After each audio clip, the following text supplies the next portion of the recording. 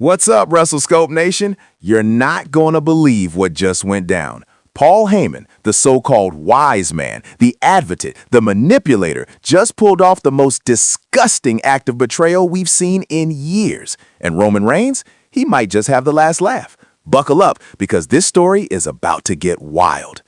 Let me ask you something, and I want you to drop your answer in the comments right now. Can Paul Heyman ever be trusted?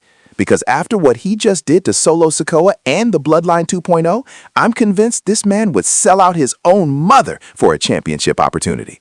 Think about it. For months, we watched Heyman pledge his loyalty to Solo. We watched him stand ringside, whispering strategies, calling the shots, playing the game he's played for 3 decades. And then, the second Roman Reigns wins the Royal Rumble, what does the wise man do? He crawls back to the tribal chief, begging for forgiveness like some kind of desperate lapdog. Are you kidding me right now? The disrespect, the audacity. Solo Sikoa just got used like a rental car, and Paul Heyman doesn't even have the decency to show an ounce of shame about it.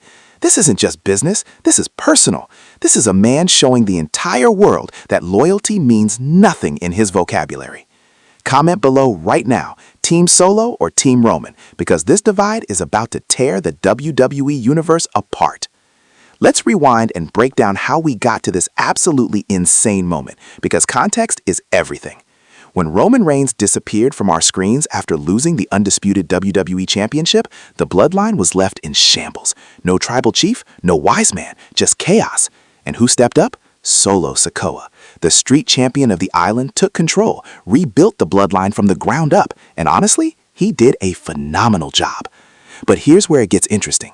Paul Heyman, always the opportunist, always the strategist, didn't just fade into the background. Oh no, he saw Solo's rise as his next meal ticket. He approached Solo, offered his services, and what did Solo do? He accepted. Against all logic, against all the warnings, Solo brought Heyman into the fold.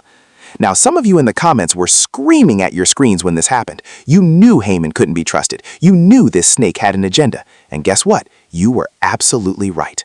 For months, Heyman played his role perfectly. He was at ringside for Solo's biggest matches. He was orchestrating attacks on the OG Bloodline members who refused to acknowledge Solo's authority. He was building Solo up as the future, as the new tribal chief, as the man who would take the Bloodline to heights Roman never could. The manipulation was masterful. Heyman had Solo believing that he was the chosen one, that he was the rightful heir to the Bloodline throne. And Solo, he ate it up. He trusted Heyman completely. He gave this man access to everything, his strategies, his plans, his family. But Paul Heyman isn't called the wise man for nothing. He was playing the long game. He was positioning himself for this exact moment. And Solo Sikoa, he was just a pawn on Heyman's chessboard. Fast forward to the Royal Rumble. The electricity in the arena was insane. 30 superstars, 1 winner, 1 ticket to WrestleMania. The stakes couldn't be higher. And then he returned. Number 30. The music hit. The crowd erupted. Roman Reigns, the real tribal chief, stepped into that ring like he never left. The aura, the presence, the dominance, it all came flooding back. You could feel the shift in energy. Every superstar in that ring knew what was about to happen. And just like we all predicted, Roman eliminated everyone in his path and won the Royal Rumble. He pointed at that WrestleMania sign, and in that moment, the wrestling world knew the tribal chief is back, and he's coming for his championship. But here's what nobody saw coming. Here's the twist that has the entire WWE Universe in an uproar. The night after the Royal Rumble, on Monday Night Raw, Paul Heyman is backstage. Solo Sikoa calls him over, probably expecting a strategy session, probably expecting Heyman to help him prepare for the inevitable war with Roman. And what does Heyman do? He looks Solo dead in the eyes and says, "I'm sorry, but my loyalty has always been with the tribal chief, the real tribal chief, Roman Reigns." The audacity, the absolute disrespect. Heyman then goes on to publicly apologize to Roman Reigns in a segment that was dripping with manipulation and deception. He got down on one knee, and begged Roman for forgiveness. He claimed that working with Solo was all part of a bigger plan to keep the Bloodline strong in Roman's absence. He swore that every decision he made was to protect Roman's legacy. And you know what the worst part is? Roman just smiled. That cold, calculated smile that tells you he's been 10 steps ahead of everyone this entire time. Now let's talk about the devastating impact of this betrayal. Solo Sikoa just got humiliated on international television.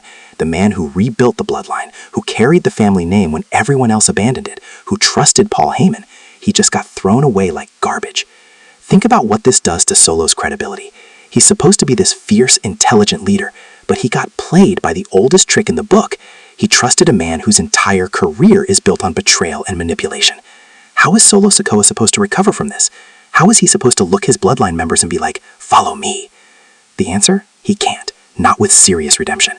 Not with proving that he's more than just Roman's shadow, more than just Heyman's puppet. But here's where I think this story gets even more interesting. I don't think Solo is just going to accept this. I think we're about to see a vicious, brutal side of Solo Sikoa that we've never seen before. I think Paul Heyman just created a monster, and that monster is coming for revenge. Imagine this. Solo Sikoa, completely unhinged, decides that if he can't have the Bloodline, nobody can. He starts targeting Roman, targeting Heyman, targeting everyone associated with the original Bloodline. He becomes the villain that the WWE Universe can't help but respect because his anger is justified. And Paul Heyman? He's sitting there thinking he's safe because he's back with Roman. But what happens when Solo costs Roman a major match? What happens when Solo interferes at WrestleMania and ruins Roman's moment? What happens when Heyman realizes that his betrayal just created an enemy more dangerous than anything he's faced before? Here's the thing that really gets under my skin about Paul Heyman. This isn't the first time he's done this. This is his playbook. Let's take a trip down memory lane. Heyman betrayed Brock Lesnar multiple times. He betrayed CM Punk. He's turned on almost every client he's ever represented when it suited his interests. The man is a professional backstabber. But somehow, people keep trusting him. Why? Because he's that good. Because he sells his loyalty so convincingly that you want to believe him. He makes you think, maybe this time will be different. Maybe he's really changed. Spoiler alert, he hasn't. He never will. Paul Heyman is loyal to one person and one person only, Paul Heyman. Everything else, the alliances, the friendships, the tribal chief worship, it's all a performance. It's all designed to keep him relevant, keep him in the spotlight, keep him attached to whoever has the most power. And right now, that person is Roman Reigns. But mark my words, the second someone else rises to power, the second someone else looks like a better option, Heyman will turn on Roman too. It's inevitable. It's who he is. So where do we go from here? What's the end game? I think we're building to one of the most explosive WrestleMania storylines in years. Roman Reigns, with Paul Heyman by his side, gunning for the championship. Solo Sikoa, betrayed and furious, looking to destroy everything Roman has built. The Bloodline civil war is about to reach its peak, and we're all along for the ride. The question is, who do you support? Are you Team Roman, the returning tribal chief who never really lost his throne? Or are you Team Solo, the man who got screwed over and deserves his shot at revenge? Personally, I think both of them are going to realize that Paul Heyman is the real problem. I think we might see these two eventually unite to take down the manipulator who's been pulling their strings all along. Imagine Roman and Solo putting their differences aside to absolutely destroy Paul Heyman. That would be poetic justice. Wrestle Scope Nation, this story is far from over. Paul Heyman's betrayal of Solo Sikoa is just the beginning of what promises to be an insane road to WrestleMania. If this video got you fired up, if you've got opinions about this betrayal, smash that like button right now. Drop a comment below and tell me, is Paul Heyman the greatest manipulator in WWE history? Or is he just a coward who can't stand on his own? Are you Team Roman or Team Solo? And if you're not already subscribed to Wrestle Scope, what are you waiting for?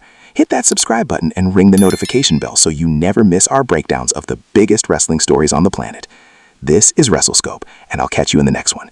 Acknowledge the chaos.